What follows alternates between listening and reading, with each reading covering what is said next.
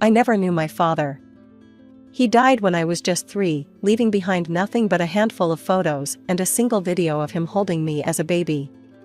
My name's Elizabeth, and this is my story. Growing up with my mom wasn't easy. She was always afraid of being alone, cycling through boyfriends faster than I could learn their names. It was a revolving door of men, each one leaving as quickly as he came. The only stability in my life came from my grandmother, my mom's mother. She was my rock, my safe haven. Whenever things got too chaotic at home, which was often, Grandma would swoop in and take me to her place. "Come on, Elizabeth," she'd say, her voice warm and comforting. "Let's go make some cookies." Those weekends at Grandma's were like entering a different world. Her house was always quiet, peaceful. No shouting, no slamming doors, no strange men stumbling around in the middle of the night. Just me and Grandma, baking cookies, reading books, or tending to her small garden. I often wondered about my dad's parents. Mom told me they'd cut ties after Dad died, disapproving of her moving on so quickly. But I suspected there was more to the story. Mom wasn't exactly reliable when it came to the truth. School was my escape. I threw myself into my studies, partly because I enjoyed learning, but mostly because it was a distraction from the chaos at home. Mom was rarely involved in my education, or anything else in my life for that matter. I learned to be independent out of necessity. By the time I was 10, I was cooking my own meals, doing my own laundry, and helping myself with homework. Mom was too busy chasing her next relationship to bother with such trivial things. Everything changed when I turned 12. Mom finally got married to a man named Frank. She was over the moon, convinced he was her last chance at happiness. "This is it, Lizzie," she gushed. "We're finally going to be a real family." But Frank had other ideas. From day one, he made it clear that I was an inconvenience, a reminder of Mom's past that he'd rather forget. "Listen up, kid," he growled at me on the first night he moved in. "I don't want to see or hear you unless it's absolutely necessary. You stay in your room and keep out of our way. Got it?" Life under Frank's rule was a far cry from anything resembling a real family. He ruled our house with an iron fist, and I quickly learned that silence and invisibility were my best defenses. "You think you can just freeload off us?" Frank would snarl. "You're gonna earn your keep, girl." And earn it I did. Every penny spent on me was accounted for and expected to be repaid through chores and perfect grades. While my classmates sported new clothes and the latest phones, I shuffled around in hand-me-downs, clutching the ancient Nokia my grandmother had given me. Why can't I have new clothes like everyone else? I once dared to ask Mom. Her response was quick and dismissive. "We can't afford it, Lizzie. Be grateful for what you have." But I knew better. I'd seen the designer bags Mom brought home, heard the plans for weekend getaways with Frank. There was money, just not for me. At school, I stuck out like a sore thumb. But to my surprise, my classmates were kind. They never teased me about my outdated clothes or ancient phone. Instead, they often went out of their way to help. "Hey Liz, want a ride home?" Sarah, a girl from my math class, would often ask. Her mom would smile warmly at me from the driver's seat, a stark contrast to the cold shoulder I got at home. I'd gratefully accept, knowing the alternative was a long walk home. Mom and Frank had made it clear that picking me up from school was not on their list of priorities. "You've got 2 legs, don't you?" Frank would say. "Use 'em." At home, there was no rest. Frank had an endless list of chores for me to complete. Cleaning, cooking, laundry, the work never stopped. And heaven forbid if I tried to take a break. "What do you think you're doing?" Frank's voice would boom if he caught me sitting idly. There's always work to be done in this house. Homework was to be completed perfectly, with Frank regularly checking my grades. Anything less than excellent was unacceptable. "A B-, he roared one day, waving my report card in my face. "You think that's good enough? No TV for a week. And forget about seeing your little friends." I'd nod silently, fighting back tears. The punishments were harsh, but arguing only made things worse. So I'd retreat to my room, bury my face in my pillow, and let the tears flow silently. Weekends at Grandma's became my lifeline. But even those were under threat. Frank had discovered a new form of punishment, denying me my visits to Grandma's house.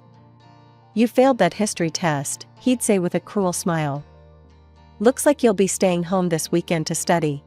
It broke my heart to lie to Grandma when she called, worried about my absence. "I'm sorry, Grandma," I'd say, forcing cheerfulness into my voice. "I've just got so much schoolwork. I'll come next weekend, I promise." But next weekend would come, and Frank would find another reason to keep me home.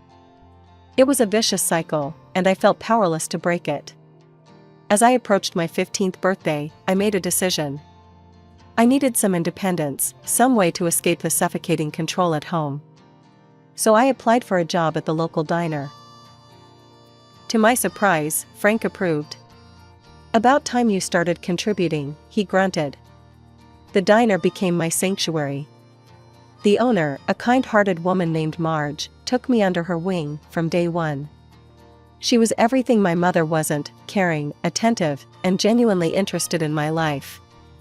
She'd often let me leave early, especially on weekends. Those stolen hours with Grandma were precious. I'd arrive at her house, breathless and grinning, and she'd welcome me with open arms. "Elizabeth, my dear, what a lovely surprise," she'd exclaim, pulling me into a warm hug. I never told Grandma the whole truth about life at home. I couldn't bear to see the worry in her eyes, or worse, risk her confronting Mom and potentially losing my visitation rights altogether. So I kept my struggles to myself, painting a rosier picture than reality. As my 18th birthday approached, a tiny spark of hope flickered in my chest. Maybe, just maybe, things would change. Perhaps Mom and Frank would finally see me as an adult, worthy of respect and kindness. How naive I was. The morning of my 18th birthday, I woke up with a mixture of excitement and apprehension. I got dressed carefully, putting on the nicest outfit I owned, a hand-me-down blouse from a cousin and a skirt I'd found at a thrift store. Taking a deep breath, I stepped out of my room, half expecting balloons or a happy birthday banner. Instead, I was met with Mom's cold stare. "Oh good, you're up," she said, her voice devoid of any warmth. "I have news. I'm pregnant. We'll need your room for the baby. You can go wherever you want, but you can't stay here anymore." I stood there, stunned. Of all the scenarios I'd imagined for my 18th birthday, this hadn't even been on the list. "But, this is my home," I stammered, my voice barely above a whisper. Mom's eyes hardened. "This is my house, Elizabeth. You've been a burden on Frank for far too long. I need a calm environment for my pregnancy, and frankly, you stress him out." I couldn't believe what I was hearing. A burden? A source of stress? Was that all I was to them? "Where am I supposed to go?" I asked, fighting back tears. Mom shrugged, her indifference like a knife to my heart. "Go live with your grandmother. Get a job. I don't have money for college, so you're on your own there. But I expect you to come back daily to clean the house while Frank's at work. I can't do it in my condition." With that, she thrust a hastily packed bag into my hands and all but pushed me out the door. The lock clicked behind me with a chilling finality. I stood on the porch, my meager possessions at my feet, trying to process what had just happened. On my 18th birthday, instead of celebration, I'd been discarded like yesterday's trash. I trudged up the familiar path to Grandma's house, my eyes red and puffy from crying. Before I could even knock, the door swung open, and there stood Grandma, her face lighting up at the sight of me. "Elizabeth, happy birthday, my dear," she exclaimed, pulling me into a warm embrace. Then, noticing my tear-stained face and the bag at my feet, her expression shifted to concern. "What's wrong, sweetheart?" I broke down again, sobbing into her shoulder as I recounted the morning's events. Grandma listened, her face a mix of shock and anger. "That girl. I can't believe she'd do this to her own daughter," she muttered, shaking her head. Then, squeezing my shoulders gently, she said, "Well, you're always welcome here, Elizabeth. Always." She ushered me inside, where I was greeted by the mouth-watering aroma of freshly baked cookies, my favorite chocolate chip ones. "I was hoping you'd stop by today," Grandma said with a wink. "Come on, let's get some food in you." As I sat at the kitchen table, surrounded by all my favorite treats, I felt the knot in my chest begin to loosen. Grandma bustled around, pouring me a glass of milk and piling a plate high with cookies, mini sandwiches, and fruit. "Now," she said, sitting across from me, "we're not going to let your mother's foolishness ruin your special day. Why don't you call up some of your friends? We'll have a little party right here in the backyard." Overwhelmed with gratitude, I hugged her tightly before reaching for my phone. Within an hour, several of my classmates had arrived, bearing gifts and warm wishes. The backyard was soon filled with laughter and chatter.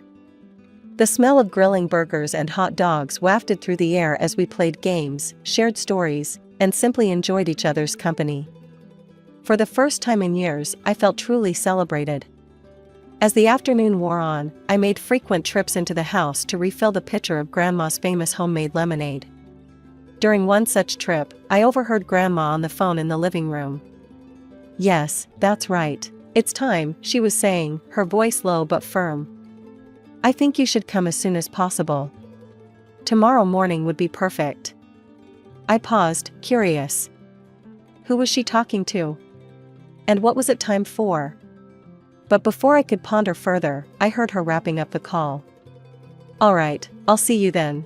Thank you," she said before hanging up. When I entered the living room with the refilled pitcher, Grandma was there, smiling as if nothing had happened. "Having fun, dear?" she asked brightly. I nodded, deciding not to ask about the mysterious phone call. Whatever it was, I trusted Grandma. After all, she was the one person who had never let me down. The morning after my birthday, I woke up in Grandma's guest room, feeling more rested than I had in years. I was helping Grandma with the dishes when there was a knock at the door. To my utter shock, it was Mom. "Elizabeth," she said, her voice uncharacteristically soft. "Can we talk?" I stood frozen, unsure how to respond. Grandma gently squeezed my shoulder and nodded, so I stepped aside to let Mom in. She looked different. Smaller somehow, and definitely nervous. In her hands, she clutched a gift-wrapped package. "I'm sorry about yesterday," Mom began, her eyes darting around the room. "I don't know what came over me. Here, I got you a birthday present." I took the package mechanically, too stunned to speak. "Please, Elizabeth," Mom continued, her voice taking on a pleading tone. "Come home. We can work this out." Grandma, who had been quietly observing, spoke up. "I'm glad you've come to your senses, dear," she said to Mom, her tone firm but not unkind. "But I'm afraid it's too late to change things now." Mom opened her mouth to argue, but at that moment, the front door opened.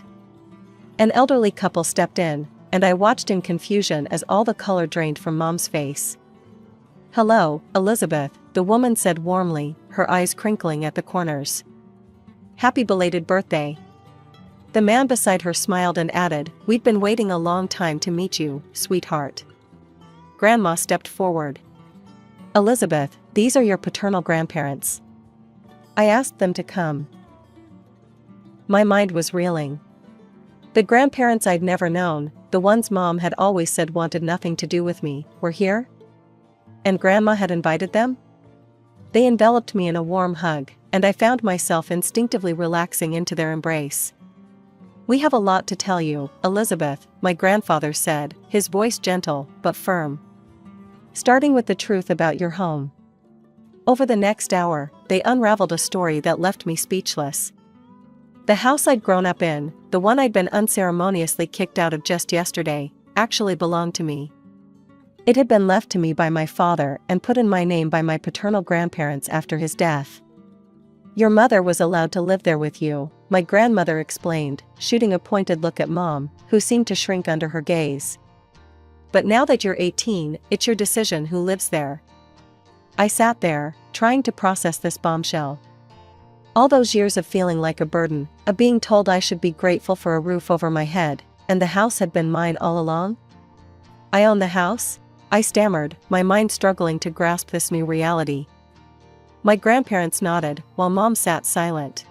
As I sat there, still reeling from the revelation about the house, my paternal grandmother gently took my hand. "There's more, Elizabeth," she said, her voice soft but firm. My grandfather nodded, his eyes filled with a mixture of sadness and resolve. "We've been sending your mother a monthly allowance ever since your father passed away," he explained. "It was meant to cover your expenses, clothes, school supplies, anything you needed." I felt my jaw drop. All those years of wearing hand-me-downs, of being told we couldn't afford new clothes or school trips. Had it all been a lie? "We wanted to be part of your life, to help raise you," my grandmother continued. "But your mother, she was against it." I glanced at Mom, who was standing in the corner of the room, her face a mask of discomfort and shame. "We didn't want to cause any trouble," my grandfather added. "So we kept in touch through your grandmother here. She's been sending us photos and updates about you all these years." Grandma nodded, squeezing my shoulder supportively. "And that's not all," my grandmother said. "We've been saving for your college education. We gave the money to your mother to set aside for you." I felt like I'd been punched in the gut. "College money?" I echoed, my voice barely above a whisper. I turned to Mom, who was now visibly squirming. "You told me there was no money for college. You told me I was on my own."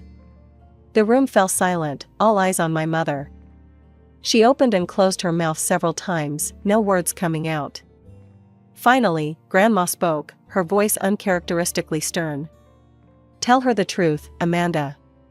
You owe her that much." Mom's face cycled through various shades of red and white. We," she stammered, then took a deep breath. "Frank and we spent the money." The silence that followed was deafening. I felt like I was in a surreal dream, or rather, a nightmare. "You did what?" My paternal grandmother's voice cut through the silence, sharp as a knife. Mom flinched. We needed it. We bought a car," she finally blurted out. "A car?" my grandfather repeated incredulously. "A luxury car," Mom added, as if that somehow made it better. "We needed it. Frank's job, appearances are important, you know." I stared at her, unable to comprehend the level of selfishness and deceit. All those years of scrimping and saving, of being told I was a burden, and they had been living it up with money meant for me? The room fell into a stunned silence as the magnitude of my mother's betrayal sank in. I felt a surge of anger rise within me, hot and fierce. "You're a fraud," I spat out, my voice trembling with rage. "You kicked me out of my own house after robbing me blind for years." Mom's eyes widened, and she held up her hands defensively. No, Elizabeth, you've misunderstood everything," she pleaded. I was going to surprise you for your birthday. I was going to tell you about the house and the money." I couldn't help it, I let out a bitter laugh. "Oh, you surprised me all right," I said, my voice dripping with sarcasm. "Kicking me out on my 18th birthday was quite the surprise." "Congratulations, Mom. Mission accomplished." My paternal grandfather stepped forward, his face stern. "Amanda," he said, addressing my mother, "you need to return the money for Elizabeth's education. Immediately." Mom's face contorted with anger. "I'm not giving anything back," she shrieked. "Do you have any idea how hard it's been raising her on my own? That money is compensation for everything I've done." I couldn't believe what I was hearing. "Everything you've done?" I echoed incredulously. "You mean neglecting me, making me feel like a burden, and stealing from me?" Mom turned to me, her eyes wild. "Elizabeth, stop this nonsense and come home right now," she demanded. Something inside me snapped. "It's my house, and I want you and Frank out. Now." Mom's face crumpled, and she pointed at her stomach. But I'm pregnant," she whimpered. "You can't throw us out. Where will we go?" I looked at her, really looked at her, and felt nothing. No sympathy, no guilt, just a profound weariness. I could see that while her pregnancy might be real, her tears were just another manipulation tactic. "That's not my problem," I said quietly. "You should have thought about that before you stole my future." Grandma stepped forward and put her arm around my shoulders. "I think it's time for you to leave, Amanda," she said firmly. "You've done enough damage." As Mom continued to sob and plead, my paternal grandparents exchanged a look. "We'll be pursuing legal action to recover the stolen funds," my grandfather stated. "And we'll be helping Elizabeth secure her property." I watched as my mother's face cycled through shock, anger, and fear. For the first time, I saw her for what she truly was, not the loving mother I'd always longed for, but a selfish, manipulative woman who had put her own desires above her child's well-being. The weeks following that fateful confrontation were a whirlwind of legal consultations, paperwork, and emotional upheaval. With the support of my grandparents, both sets of them, I found the strength to stand up for myself and pursue justice.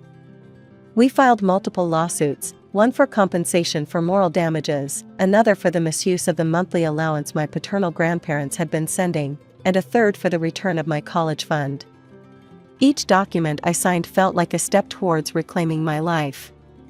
The most difficult lawsuit to file was the eviction notice for Mom and Frank. Despite everything, a small part of me still hesitated. Was I doing the right thing? "You're not leaving them homeless, Elizabeth," Grandma reassured me, sensing my doubt. "They're adults who made their choices. Now it's time for you to make yours." The day of the court hearing arrived all too quickly. I sat in the courtroom, my stomach in knots, as the judge reviewed our case. Mom and Frank sat on the other side, shooting me venomous glares. As the judge began to speak, I held my breath. In the case of Elizabeth versus Amanda and Frank Thompson, this court finds in favor of the plaintiff, Elizabeth. The relief that washed over me was indescribable. The judge continued, detailing the court's decision: full compensation for moral damages, repayment of all misused funds, return of my college fund, and the eviction of Mom and Frank from my house. I watched as Mom's face contorted with rage. She jumped to her feet, screaming obscenities, while Frank sat stone-faced beside her. As the bailiff escorted them out, Mom's final words rang in my ears. "You ungrateful brat. After everything we've done for you." Those words, once so hurtful, now held no power over me. I knew the truth, and no amount of guilt-tripping could change that. The following weeks were a flurry of activity. Mom and Frank moved out, leaving the house in a state of disarray. It was cathartic, in a way, to clean and reorganize, erasing the traces of their presence from my life. With my newly recovered funds, I was able to enroll in a prestigious college in another city. The day I received my acceptance letter, I cried tears of joy, something I hadn't done in years. As I packed for college, I couldn't help but reflect on the whirlwind of changes in my life. In just a few short months, I'd gone from a neglected, gaslighted teenager to a homeowner and college student with a supportive family. The day of my departure was bittersweet. I hugged Grandma tightly, promising to call often. "Don't worry about the house," she assured me. "I'll keep an eye on things while you're gone." My paternal grandparents drove me to my new campus, helping me move into my dorm room. As we said our goodbyes, my grandfather pressed a small box into my hand. "It was your father's," he explained. "We thought you should have it." Inside was a beautiful watch, engraved with the words, "Time reveals truth." How fitting, I thought, considering recent events. As I settled into college life, I found myself thriving. Free from the constant stress and negativity of my old life, I discovered a passion for learning and a confidence I never knew I possessed. I made new friends, joined clubs, and even started volunteering at a local youth center, hoping to help other kids who might be in situations similar to what I had experienced. Throughout it all, I maintained close contact with both sets of grandparents. Weekend visits home became something I looked forward to, filled with love, laughter, and the warmth of true family. As for Mom and Frank, I heard through the grapevine that they'd moved to another state. Mom had given birth to a baby girl. Part of me felt a twinge of sympathy for my half-sister, hoping she wouldn't endure what I had. But I knew it wasn't my responsibility. I had my own life to live now.